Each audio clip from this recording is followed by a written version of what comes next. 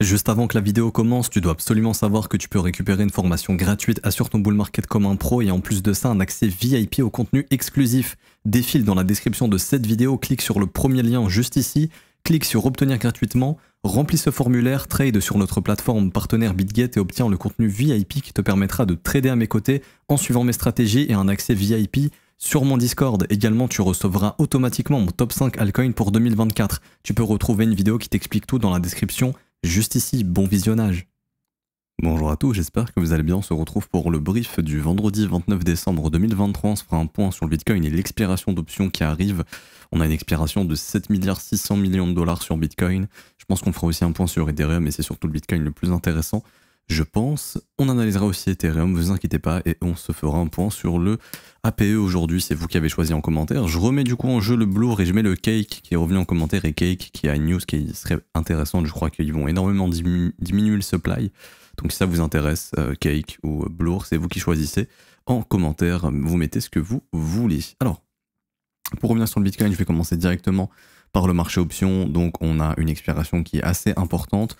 Moi, ce que je fais toujours, c'est que je regarde la valeur intrinsèque, c'est-à-dire la valeur restante qui est ouverte en termes d'open interest. Là actuellement, par exemple, au total, on a eu 7 milliards 620 millions de dollars d'open interest ouvert, mais au marché, on a ici 594 millions qui restent ouverts réellement. Ok, les puts, la majeure partie des puts sont déjà capitulés, donc ont soit pris leur profit quand ils le pouvaient ou ont accepté leur perte. Ok, il n'y a que les calls qui actuellement perdurent dans ce marché. Et donc ce qu'il faut se dire, c'est que là, l'expiration d'aujourd'hui, il y a 594 millions et plutôt 585 millions de dollars de Bitcoin de calls qui vont être activés.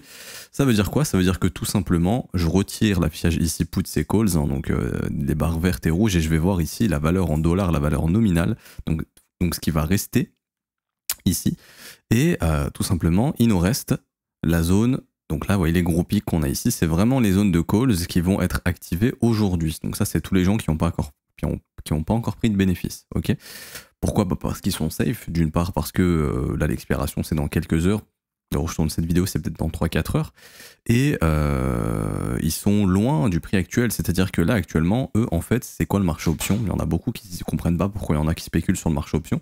En fait, le marché option, ça permet d'avoir un hedge, c'est-à-dire par exemple, vous pensez que le Bitcoin va prendre de la valeur, vous pouvez spéculer sur le fait qu'il va en prendre avec un risque moins important. Au lieu d'acheter un Bitcoin entier, vous pouvez spéculer, par exemple, acheter la moitié d'un BTC, mais spéculer comme si vous aviez un Bitcoin en prenant un petit peu plus de risques, c'est-à-dire par exemple, imaginons on était à 23 000 dollars, ok, vous pensiez qu'en fin d'année avec les ETF, voilà, le Bitcoin il pouvait terminer par exemple à 35 000 dollars, bah vous achetez un call option à 30 000, ok, et en fait ça va vous permettre d'acheter un call à 30 000 avec un risque moindre, parce que quand on était à 23 000 dollars, c'était risqué de parier sur le fait que Bitcoin soit à 30 000 en fin d'année. Maintenant, c'est beaucoup moins risqué. Là, si je parie que le Bitcoin il est à 30 000 la semaine prochaine, enfin au-dessus ou égal à 30 000, je prends zéro risque, donc je vais payer très cher. Mais plus vous allez prendre de risques, plus vous allez avoir, en cas de réussite, un montant qui est assez important, et ce sera plus rentable que si vous aviez acheté du Bitcoin directement au marché. Ok, parce qu'en fait, c'est comme si vous aviez une utilisation de levier ici, un peu comme sur les contrats PERP, même si c'est pas du tout la même chose, hein, mais ça vous permet en fait d'avoir un leverage, d'avoir un levier, donc potentiellement d'avoir plus de risques, mais aussi plus de rendement. Donc c'est pour ça qu'il y en a beaucoup qui spéculent sur le marché option, tout simplement. Et dans un marché qui est tendanciel avec une bonne volatilité, il y a beaucoup d'argent à se faire, parce que le marché bouge beaucoup, et si la direction est haussière et qu'elle va dans votre sens, vous avez de grandes chances de gagner de l'argent. Et donc là, en fait, ce qui va se passer, c'est que ces gars-là là, qui vont activer leur... parce qu'en fait, encore une fois, une option, vous avez soit le choix d'activer votre option ou non. C'est-à-dire, en gros, quand vous allez acheter un put ou un call, donc quand vous allez acheter un call et parier à la hausse, vous allez, comme c'est son nom l'indique, l'option, vous avez l'option d'exécuter votre call ou pas. Ça veut dire quoi? Ça veut dire que, imaginons, j'achète un call à 30 000 dollars pour le 29 décembre. Si le 29 décembre, on est à 25 000 dollars, je ne vais pas activer mon call de 30 000 dollars, ça sert à rien. Donc en fait, je vais perdre ce qu'on appelle le prime, c'est l'assurance. C'est ce que vous payez pour avoir le droit d'acheter votre call. Ok, la personne qui vend le call, elle est obligée de répondre à votre exigence, peu importe ce qui se passe. Ok, imaginons, je sais pas moi, le Bitcoin il a 15 000, vous voulez quand même acheter votre call à 30 000, bah, le gars va devoir vous vendre le call. Ok. Donc c'est toujours l'acheteur qui a tous les droits. Et donc pour faire simple, actuellement, par exemple, la plus grosse valeur qui reste, la valeur intrinsèque, on en a pour 56 millions de dollars actuellement, il y a pour 56 millions de dollars de Bitcoin qui vont être récupérés là dans quelques heures au prix de 30 000 dollars. Donc là, en fait, ils vont activer leur call parce que bah, les mecs sont en bénéfice. Hein. Le prix du marché, il est à 42 000 actuellement. On est à 42 600 et leur achat de call, il est à 30 000. Donc bien sûr qu'ils vont activer leur call et là, en fait, s'ils veulent, ils vont pouvoir vendre leur Bitcoin automatiquement au spot à 42 000 et encaisser la plus-value. Ok. En plus de ça, ils ont probablement, à l'époque, utiliser et bénéficier du levier parce que quand ils ont acheté ces calls là, si par exemple le Bitcoin était à 23 000, bah là en fait ils ont une position beaucoup plus grosse et donc ils vont se faire beaucoup d'argent. Et en gros ce qu'il faut se dire c'est que les puts sont capitulés, vous voyez là quand on met les calls et les puts, bah, il n'y a que les calls, il n'y a que les barres vertes ici, enfin il n'y a que la courbe linéaire verte qui s'affiche, la courbe linéaire rouge ne s'affiche pas parce que la valeur des puts c'est beaucoup plus faible. Là si je mets que la valeur des puts, ceux qui ont gardé leurs puts actuellement c'est 44 000, 45 000 etc. Donc eux ils vont faire aussi un petit peu d'argent. Pas énormément, enfin ça dépend s'ils avaient acheté leur put il y a longtemps ou pas, même si tu avais acheté ton put il y a longtemps. Si par exemple il y a 2 mois tu spéculais sur le fait que le Bitcoin il serait égal ou sous 44 000 dollars en décembre 2023, ça coûtait cher parce que le prix il était très loin des 44 000. C'était beaucoup plus risqué de parier à la hausse que de parier à la baisse. Et donc là pour revenir là-dessus, tous ceux-là qui ont acheté par exemple 23 000, 27 000, 28 000, 30 000, 31 000, 32 000, etc., etc., etc., etc., eux vont activer leurs calls. Ok, même ceux qui ont acheté à 40 000 probablement, et donc ils ont automatiquement la possibilité, par la suite, de dumper ça au marché spot. Donc là, en fait, on se retrouve avec 585 millions de dollars sur le marché option qui va être récupéré, où les gars vont activer leurs calls parce qu'ils sont en bénéfice. Peut-être ceux des 42 500, ils vont pas le faire, ou à la rigueur, ils vont le faire, mais de toute façon, les valeurs sont très faibles. Mais en tout cas, voilà, c'est surtout autour des 34 000 à 26 000 dollars où on a les valeurs les plus importantes, et donc c'est vraiment, et surtout à 30 000 dollars, et c'est vraiment là où eux ils vont activer leurs calls et vont pouvoir dumper ça instant s'ils le veulent ou plus tard. Mais en gros, il faut se dire qu'il y a des bitcoins frais qui vont être récupérés à très bon prix, parce que là en gros ils vont les acheter à 30 000, à 29 000, 28 000, 27 000, etc. C'est comme si vous faisiez une réservation pour une montre. Imaginons, je sais pas moi, vous allez voir un vendeur, vous lui dites écoute, moi je vais acheter ta montre, je sais pas moi, à 15 000 euros par exemple, je te donne 2 000 euros. Quoi qu'il arrive, tu les gardes. Si d'ici 3 mois, la montre, je veux plus l'acheter, bah, tu gardes les 2 000 euros. Par contre, dans 3 mois, si le prix de la montre, c'est à 20 000, mais que le prix du marché est à 20 000, moi, tu me la vends à 15 000 parce qu'on s'est mis d'accord sur 15 000. Mais je t'achèterai la montre et d'ici 3 mois, je me laisse 3 mois pour te l'acheter. Et quoi qu'il arrive, tu prends 2 000 euros. Le risque, c'est quoi? C'est que la montre, par exemple, elle baisse à 12 000 euros. Ok, donc le gars, soit il va l'acheter à 12 000 et va dire bon vas-y c'est pas grave, je l'aurais eu à 14 000 avec le prime et puis bon c'est tout. Ou alors, le gars il l'achètera du coup à 15 000 et il se dira bon vas-y c'est pas grave, ça vaut 12 000, je la veux quand même. Soit il se dira ok bon je préfère perdre mes 2 000 euros, je veux plus de cette montre et de toute façon ça valait 12 000 euros, je m'en fous, j'ai perdu 2 000 euros, j'ai pris un risque, c'est pas grave. Ok, bah là c'est pareil. Quand on paye le prime, on s'assure, quoi qu'il arrive, de pouvoir acheter le bitcoin au prix qu'on s'est décidé avec le vendeur. Donc là, en l'occurrence, c'était 30 000, etc. Donc voilà. Tout ce qu'il faut se dire, c'est qu'à peu près pour 500 millions de dollars qui vont potentiellement pouvoir être vendus, ça veut dire que ça va être vendu. Mais après ce marché, cette expiration d'options, au cours des prochains jours, peut-être qu'on aura une pression baissière parce qu'il y a tous ces gars là qui vont pouvoir acheter du bitcoin pas cher et peut-être essayer d'encaisser leur plus-value parce que bah, le prix est beaucoup monté et qu'ils avaient peut-être acheté leur call il y a pas mal de temps et qu'ils là ils se frottent les mains et qu'ils ont envie de prendre leurs bénéfices, surtout à l'arrivée des ETF, si on estime que l'arrivée des ETF pourrait par la suite, pas tout de suite mais déclencher un sell de news ou peut-être une correction une fois que les ETF seront arrivés. Donc voilà, à vous de penser un petit peu ce que vous voulez. Encore une fois, c'est de l'interprétation. On ne peut pas dire oui, il va se passer ça, il va se passer ci, il va se passer ça. En tout cas, l'information factuelle qui est vraie et qu'on ne peut pas détourner, c'est qu'il y a à peu près 500 millions de dollars de Bitcoin qui vont pouvoir être achetés à bon prix. Et par la suite, ces 500 millions de dollars, un peu plus, même vont pouvoir potentiellement être dumpés. Je dis bien potentiellement, en tout cas, c'est une information qui est véridique et 100% vraie.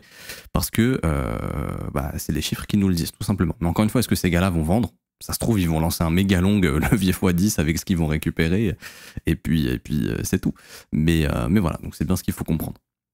Alors pour revenir sur l'analyse technique, donc hier on avait vu justement la cassure du dernier sommet, on a vu qu'on avait échoué à casser ce sommet, donc tant que c'était pas le cas, il y avait une possibilité de refaire une attaque baissière, donc de toujours suivre ces sommets descendants, c'est bien ce qui a été fait. On avait localisé la zone de rechargement qui serait une bonne zone, en plus des stop loss qui étaient accumulés ici justement pour tenter de trouver un creux ascendant. On est venu faire ce creux pour le moment dans la zone de rechargement. Pour moi, c'est encore beaucoup trop faible de dire c'est bon, on est parti. J'aime bien ce qui a été fait ici. Là, vous voyez, la zone de stop qui a été créée. Un creux, deux creux, plein de creux ici. Bam, on chasse, on réintègre direct. Mais pour l'instant, le prix n'est pas non plus super fort. Ce qu'il faudrait, c'est breaker cette zone. Tant qu'on n'y arrive pas, je pense que la direction peut être baissière. tout simplement, et qu'on se redirigera vers le creux des 41 619 $, tout simplement. Et qu'on ira un petit peu dessous, récupérer les stops en sous 41 600, et puis pareil, après, si ça se retourne pas, objectif les stops des 41 100, et puis si ça se retourne pas non plus, objectif chasser les plus bas du range, tout simplement, et ça voudrait dire qu'on choisit entre guillemets le bon scénario. Enfin, pour moi, le scénario le plus bullish avant l'arrivée des ETF, c'est-à-dire d'abord faire le mouvement correctif avant que les ETF arrivent. D'ailleurs, c'est le dernier jour où le BlackRock, 21 Shares, etc. peuvent soumettre leur dossier à la SEC pour valider la demande d'ETF, pour avoir la réponse définitive de début janvier, le 3 janvier à ce qui paraît. Et du coup, oui, pour moi, le mieux, ce serait... Parce qu'en fait, tout le monde s'attend s'attend majoritairement au sell de news pour l'arrivée des ETF. Mais personnellement, en fonction de là ce que fait le prix, si le prix choisit d'abord d'aller au sud, je pense qu'on aura un buy de news. Ok ? C'est-à-dire, la news, elle sera positive. On va pas se manger la grosse bougie rouge quand la news, elle va sortir. Non, on va se manger une grosse bougie verte. Mais pour ça, pour augmenter vraiment les probabilités, il faut d'abord aller chasser au sud. Ensuite, on réintègre. Déjà, ça, pour moi, c'est une opportunité de longue exceptionnelle avec un stop loss sous le plus bas qui aurait été déclenché quand on aura chassé les stops pour aller racheter les longues là-bas, au niveau des plus hauts. Et imaginons qu'on chasse les stops. Ensuite, on réintègre. Et là, le TF arrive, je suis vraiment pas étonné qu'on fasse un truc comme ça, parce qu'à ce moment-là, c'est qui qu'il faut liquider? Enfin, qui est-ce qu'il faut liquider? C'est plus français. C'est les vendeurs. Et donc les vendeurs, leur stop et leur liquidation, elles sont clairement au-dessus du range. Vous voyez tous ces sommets, un sommet, deux sommets, 3, 4, 5, 6, 7, ils foutent leur stop ici. Donc c'est ça la zone qui va intéresser la smart money justement pour exécuter des ordres et pour acheter des grosses positions, enfin pour revendre des grosses positions potentiellement. Et après, on pourra potentiellement avoir le sell de news. Mais personnellement, si on va d'abord chasser au sud, je m'attends vraiment à ce qu'on ait un buy de news et que la news elle soit très positive, peut-être 1, 2, 3 jours, et puis qu'après par la suite on puisse assister au sell de news en fonction de ce que fera le prix derrière. Ok, donc voilà, pas plus de choses à dire sur BTC, vous prenez pas la tête, ça reste du range. Tant qu'on reste entre les deux bornes, il se passera rien. Ça, c'est plutôt bullish. Si on continue de consolider, que les ETF arrivent et qu'on fait ça et qu'on réintègre après, ça, c'est pas du tout bull et ça serait potentiellement l'info de sell de news au niveau des ETF. Peut-être même un top de marché, après on verra ce que dessine le prix. Mais je préférais largement que ça dip au sud, comme ça les acheteurs on les dégage et on fait le buy de news, et là on peut vraiment aller plus haut par la suite. Par exemple 48 200, 52 000 $, ça serait des objectifs tout à fait réalistes. Pour revenir sur Ethereum, on avait vu hier que lui il est venu bouffer les stop loss du range, donc lui il a d'abord choisi la direction haussière. C'est pas la chose la plus bullish pour être honnête, ça aurait été bien mieux de d'abord chasser au sud, hein. Donc lui Ether a d'abord fait le choix d'aller chasser au nord, là en fait il n'y a plus de stop loss, il n'y a plus rien. Enfin, les nouveaux stops sont en train de se créer ici, mais il y en avait beaucoup plus si on n'était pas venu les chasser, quoi. Donc, un peu bizarre, un peu dommage, j'ai envie de dire, hein, pour Ether, parce qu'en fait, c'est bien de casser la résistance, mais là, on l'a réintégré avec une structure baissière. Ici, là, il y a un flux baissier qui se met en place. C'est pas trop la fin du monde pour l'instant. Pour moi, ce qu'il faut surveiller, on en avait parlé hier, c'était les stop loss ici, tac. Je sais plus ça si je l'ai vu avec vous que les élèves, mais je sais qu'avec vous j'avais vu la zone d'imbalance de la bougie vectorielle. Donc là pour l'instant c'est la zone dans laquelle on a méché. Si cette zone elle tient, je pense qu'on va pouvoir développer un bottom. Donc au moment où on va en W bottom, je pense que c'est bon, on est bon, et je pense que là on essaiera de se réattaquer au sommet. Pourquoi pas vraiment casser la résistance? Si c'est le cas, c'est plutôt encourageant. En revanche, si là on n'arrive vraiment pas à développer un bottom dans cette zone de prix, donc je dirais entre 2329 et 2300 $, faut s'attendre à une continuation baissière et on ira chercher la prochaine zone de stop. Hop, qui attendra ici. Donc ça a été chassé. Hop, prochaine zone de stop sous 2275 $ en pleine zone de rechargement avec cette zone d'imbalance ici qui pour moi sera la zone intéressante à surveiller. Donc la zone est entre 2256 $ et 2275 $. Donc ce serait une poursuite corrective. Et simplement le dernier creux d'Ethereum est ici. Donc si on veut trouver un creux ascendant, généralement ça se fait dans la zone de rechargement. On pourrait prendre les stop loss, combler l'imbalance ici et nous retourner et tenter d'aller vraiment casser cette fois-ci la résistance. Ça serait le scénario bullish. Je répète, Ethereum est dans un range tout comme Bitcoin. Là on a fait une mèche, chasse au stop, réintégration. Donc il n'y a pas eu de cassure, hein. Ça aurait été plus bearish si on cassait et si on réintégrait. Là il y a juste une prise de stop, donc c'est pas forcément dramatique. Par exemple là on voit que si le prix arrive à créer un petit dip et après vraiment aller casser la résistance, on en rentrera soit dans le scénario rouge ou le scénario vert. Le plus bullish bien sûr c'est de maintenir la cassure de la résistance. Et là on pourra accélérer. Personnellement je pense qu'après l'arrivée des ETF Bitcoin, Si Ethereum choisit le scénario vert, c'est-à-dire casser les ranges sans le réintégrer, je pense qu'on lancera le narratif ETF Ethereum et il faudra s'attendre à une accélération d'Ethereum dans le marché. En revanche, si on a l'arrivée des ETF et que Ether choisit le scénario rouge, donc il break out, il réintègre, là ça pourrait peut-être indiquer que ça va être compliqué de valider un ETF sur Ethereum. Peut-être que ce ne sera pas le cas. Ça, à voir. Pourquoi ? Parce que ETF, ça peut être considéré comme une security et il y a eu un procès qui s'est fini d'ailleurs là par la SEC. Je ne vais pas retrouver le tweet malheureusement, mais en gros ils ont estimé que les gars qui avaient créé Luna, enfin je vais essayer de retrouver le tweet vraiment, je vais essayer de retrouver ça, si je retrouve c'est bien, si je retrouve pas c'est un peu dommage et c'est relou. 2 petites secondes, je vais le retrouver. Mais grosso modo, ce qui s'est passé c'est qu'il y a eu une histoire de security et que le juge a dit ok oui c'est en security. Et c'est ça le truc, c'est que si le juge a dit que ok c'est en security pour Luna, il peut très bien dire que c'est le cas pour Ethereum, et c'est ce qui pourrait justement rendre compliqué l'acceptation d'un ETF Ethereum, si un juge ou si vraiment la SEC confirme bien que c'est en security.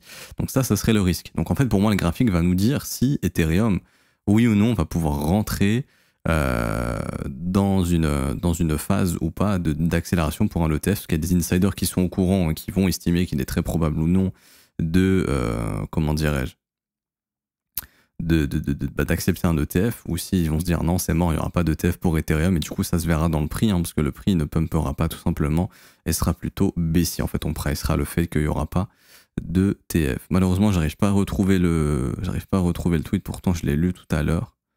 Je sais pas si je l'ai envoyé à des collègues ou non. Non, malheureusement. Je pense qu'il y en a qui vont voir de quoi je parle. Sinon... Ah, attendez. Peut-être je le retrouve. Bon, sinon c'est pas grave.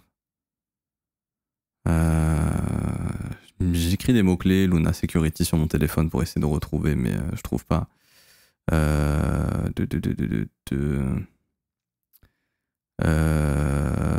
Alors oui, j'ai enfin retrouvé. Ok, nickel. Donc 2 petites secondes, je dois la récupérer maintenant pour vous montrer ça. Hop, je me suis envoyé le lien sur l'autre écran, je vais le copier, je vais l'ouvrir. Donc voilà, ce serait le seul risque, qu'on considère tout ce qui n'est pas du Bitcoin des securities. Ici, donc, je vous fais traduire le post. Le juge se prononce contre Terraform Labs dans le combat contre la SEC, appelant les jetons Luna et Mir des titres non enregistrés, donc unregistered ici securities. Ok. Donc c'est un peu le truc. Je sais pas s'ils en ont plus parlé, plus que ça ou pas du tout. Ouais, en même temps, ils tweetent toutes les 5 minutes. Mais en tout cas, voilà, ils ont bien dit que c'était une securities. Même Solana, etc., ça avait été dit que c'était des securities. Ethereum, c'est pas vraiment encore clair. Donc ça à voir. Mais en tout cas, c'est ce qui pourrait faire un peu refuser l'ETF, je pense. De toute façon, le graphique, pour moi, c'est le plus important. C'est le graphique qui nous dira si oui ou non l'ETF sera accepté. Par exemple, le Bitcoin, s'il a fait un énorme rallye comme ça, bien sûr, c'est qu'il y a des insiders, des gens assez riches qui savent que ça va être accepté. Et que justement, on est en train de pricer cette acceptation d'ETF. On verra sur Ethereum si ce sera le cas ou non. Et j'ai pas plus de choses à dire sur ETH. Et donc, pour finir, le APE, qui est pas mal revenu en commentaire, donc app. Alors déjà on va regarder une première chose, c'est c'est tout simplement est-ce qu'on a des unlocks de tokens bientôt. Ça c'est ce qu'on va checker. Alors là je vais sur Dropstab et j'écris APE pour le trouver. D'ailleurs demain je sors une vidéo versus masterclass, honnêtement j'ai pris beaucoup de plaisir à la tourner, je pense que c'est le meilleur versus que j'ai pu faire. Ça sort demain matin, 6h du matin hors de France, donc n'hésitez pas, pas à la sortie, je pense que vous dormirez, mais samedi vous avez une bonne vidéo qui vous attend. Alors, est-ce qu'on a un unlock, on a quelque chose que j'avais trouvé hier pendant le versus rapidement, mais là j'ai pas l'impression. Je pense pas qu'on ait des gros unlocks à venir, donc c'est plutôt cool. Vesting peut-être. Non, il n'y a pas. Ok. Donc là, on n'a pas les informations. Je crois pas qu'il y ait des gros unlocks qui sont à venir. Ok. Au niveau du prix maintenant. Alors, le prix il est super faible. C'est-à-dire qu'on a quand même eu une grosse entrée d'argent dans le marché. On a eu un gros momentum haussier et APE, bon, quand même depuis son bottom, il est sur 75% de hausse. Mais c'est pour vous dire qu'il a même pas surperformé le Bitcoin pour l'instant. Ok. Donc déjà, de ce point de vue-là, pour moi, vaut mieux avoir du BTC que du APE, tout simplement. C'est plus safe d'avoir du Bitcoin que du app. Ça sert à rien en fait d'avoir du app au détriment du Bitcoin. Donc soit l'un, soit l'autre, mais autant avoir du Bitcoin. Pourquoi? Parce que BTC, on sait déjà, c'est sûr que c'est pas un projet qui peut disparaître. Je dis pas qu'App va disparaître, mais en termes de probabilité, quand même, BTC, c'est beaucoup plus safe. En cas de dip, bien sûr, BTC dumpera toujours moins. Hein. Même si Bitcoin, il se mange une correction de 30%, s'il se mange une correction de 30%, App, il se mange une correction peut-être de 50 ou plus. Donc ça, déjà, ça l'emmènerait sur de nouveaux plus bas. Et graphiquement, il n'y a pas photo. Je suis désolé, mais on compare les deux, c'est le jour et la nuit. Hein. Donc, je préfère largement être sur Bitcoin. Ok. Maintenant, graphiquement, où est-ce qu'on en est? Alors, on prend le dernier sommet. On n'a pas vraiment. On va dire, voilà, le dernier sommet, allez, il est là. C'est la première zone. On n'est pas loin d'être venu dedans. C'est ce qu'on appelle la zone de rechargement de short de la dernière impulsion baissière qui est faible. Ici, et encore, on peut même pas considérer vraiment ça comme un sommet intéressant, honnêtement. Le dernier sommet majeur, pour moi, il est vraiment là. Ok. Et à ce moment-là, vraiment, si après les ETF, on a beaucoup de jeux haussiers sur les alts, je pense qu'il pourrait atteindre la zone de rechargement de short de la grosse vague baissière. Malheureusement, pour peut-être, quand il aura topé, continuer de repartir au sud pour suivre la dynamique qu'il est en train de faire ici. Pas plus de choses à dire pour l'instant en weekly, honnêtement. Pour moi, il y a une bonne zone de stop à venir récupérer ici, donc c'est au-dessus du sommet. Si on a du jus après les ETF, je pense qu'on y viendra également. Pour venir combler la zone d'imbalance que vous voyez ici entre 3$ et 2,55$, pour moi, ce serait des objectifs. Maintenant, je viens en daily, je regarde le comportement du prix. Et on a un momentum qui faiblit. C'est-à-dire que on a un marché qui range. Ok, donc là, on peut bien voir le range. Tac. Tac, c'est du range, tant qu'il n'y a pas de résolution, il ne se passera rien. L'idéal, ce serait de d'abord venir chasser au sud. Là, vous voyez, il y a plein de stops qui sont en train de s'accumuler. Donc, tous ceux qui sont en train de trader dans ce range sont en train de foutre leur stop ici. Donc, une petite déviation et réintégration pourrait être le signal qu'on va se mettre vraiment à accélérer parce qu'on a sorti des acheteurs d'ici et que le train a été déchargé. Ce serait plutôt bullish. Maintenant, si le marché arrive à casser le range et ne réintègre pas, pareil, là, ça pourra accélérer le mouvement. Donc là, actuellement, il y a un momentum qui est faible. La force du marché est faible. La dynamique est haussière actuellement depuis octobre 2023. Donc en fait, on a suivi les flux de capitaux du marché crypto et les algos ont dû probablement booster ici le coin. Hein. Il y a aussi un peu d'argent qui a dû rentrer, mais pas énormément parce que vraiment le rallye est super faible.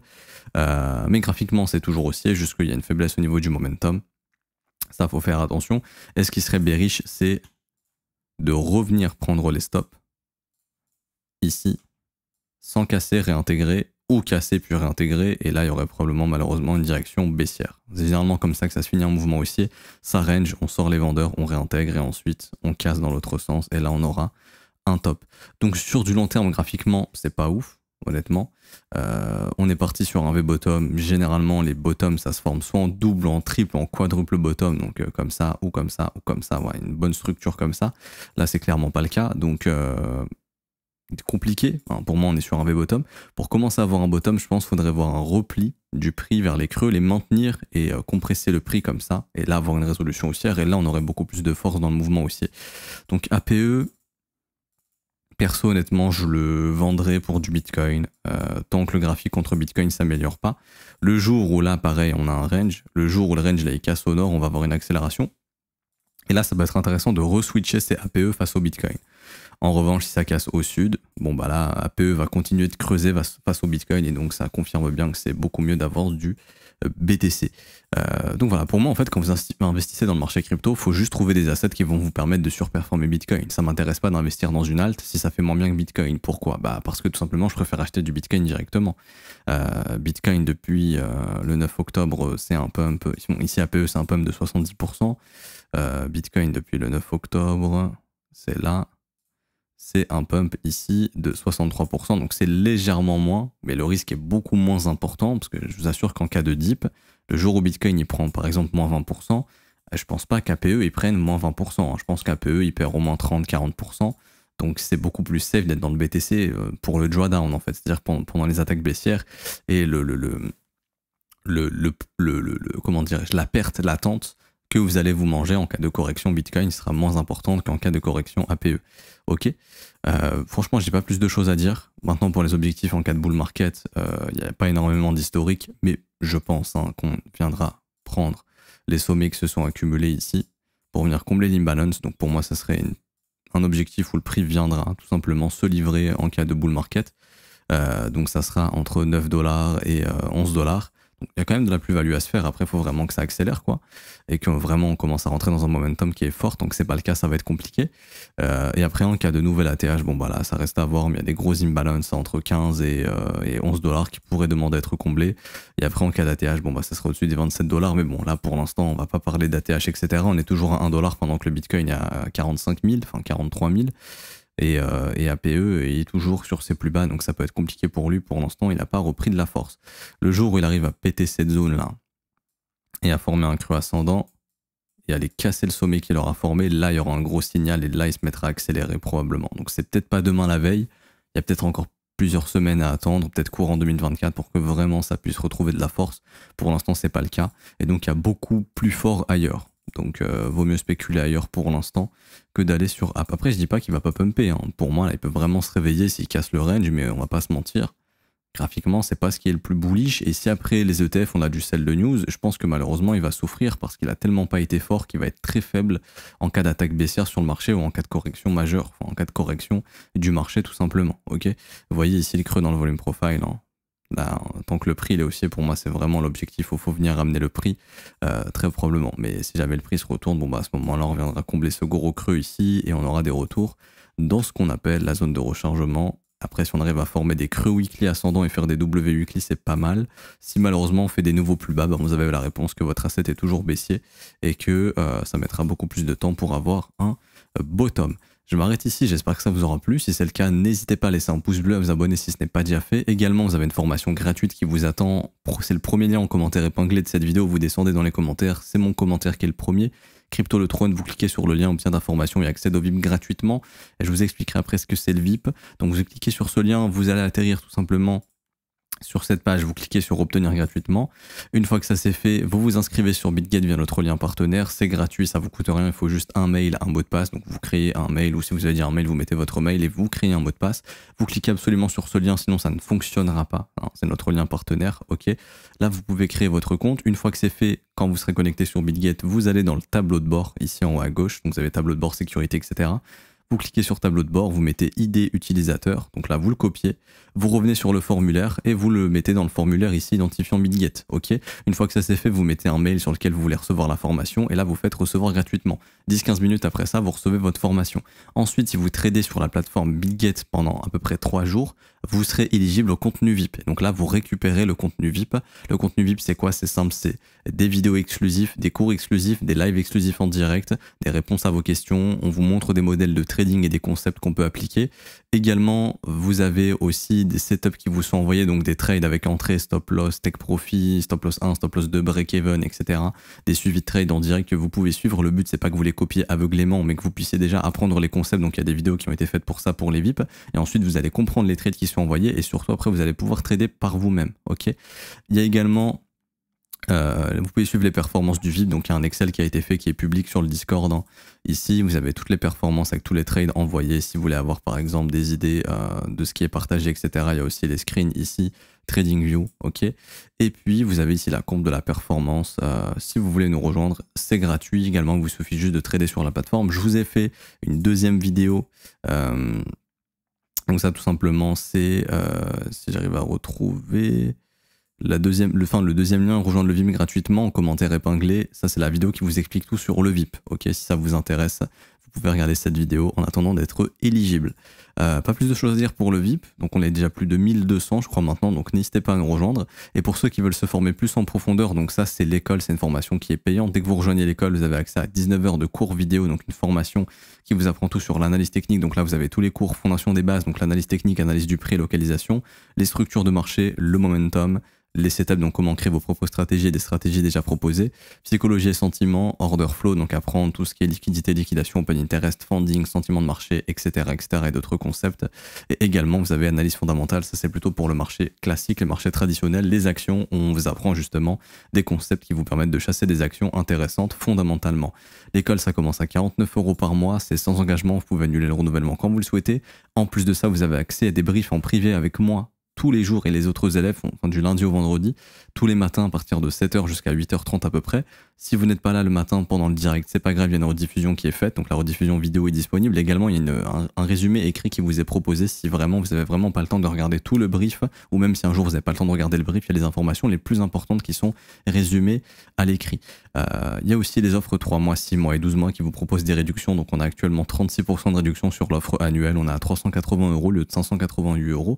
N'hésitez pas à en profiter. Pour rejoindre l'école, c'est simple, c'est le 4e lien en commentaire épinglé de cette vidéo. Rejoindre l'école, école.letronf7co.com. Vous pouvez payer en paiement bancaire ou en crypto, c'est vous qui décidez, tout simplement.